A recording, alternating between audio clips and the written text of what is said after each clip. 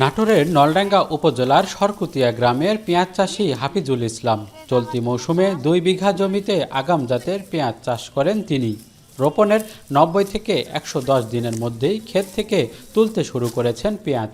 বিঘাপ্রতি 50 থেকে 60 হাজার টাকা খরচ করে বিঘায় ফলন পাচ্ছেন 90 থেকে 100 মণ। তাছাড়া প্রতি কেজি উৎপাদন খরচ 16 থেকে 17 টাকা পড়লেও বিক্রি করছেন 70 থেকে 75 টাকায়। ভারতের নাসিক N53 জাতের এই পেঁয়াজ চাষে খরচ কম হয় প্রতি বছর আগ্রহ বাড়ছে নাটোরের কৃষকদের। উচ্চ ফলনের পাশাপাশি মৌসুমের শুরুতে দাম ভালো পাওয়ায় লাভবান হচ্ছেন চাষিরা। ইতোমধ্যে নতুন এই পেঁয়াজ বাজারে তুলতে শুরু করেছেন কৃষকরা।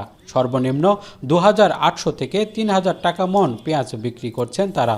তবে নতুন এই পেঁয়াজ আগামী এক সপ্তাহের মধ্যে পুরোপুরি বাজারে উঠলে পেঁয়াজের বাজার দর কমে যাওয়ার আশা কৃষি বিভাগের।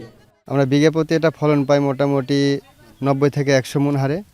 দামও মোটামুটি ভালো আছে এবছর। পেঁয়াজের খরচও কম, মানে বিঘাকে 120-100 মণ হারে হয়। পেঁয়াজ যখন বাজারে যাবে এবং অন্য পেঁয়াজের চাহিদাটা কমে যাবে এবং আপনার দাম কম হবে।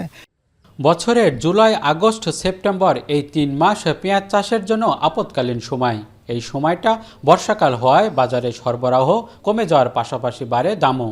তবে কৃষি বিভাগ আপৎকালীন সময়ে পেঁয়াজের চাহিদা পূরণের পাশাপাশি দাম নিয়ন্ত্রণে আনতে প্রতি বছর পেঁয়াজ চাষে কৃষকদের প্রণোদনা দিয়ে আসছে। সার বীজের পাশাপাশি নগদ টাকা প্রণোদনা দেওয়ায় এবছর জেলায় 500 জন কৃষক 450 বিঘা জমিতে চাষ করেন গ্রীষ্মকালীন পেঁয়াজ। আমরা নলডাঙ্গা উপজেলায় 150 জনকে কৃষককে গ্রীষ্মকালীন পেঁয়াজ নাসিক N53 প্রণোদনা দিয়েছি, বীজ দিয়েছি, সার দিয়েছি, ওষুধ দিয়েছি। গত বছর নাটোর জেলায় গ্রীষ্মকালীন পেঁয়াজ উৎপাদন হয়েছিল 2500 টন। এবছর সেখানে 1800 মেট্রিক টন, যার আনুমানিক বাজার মূল্য 13 কোটি টাকা। মাহবুব হোসেন, এখন নাটোর।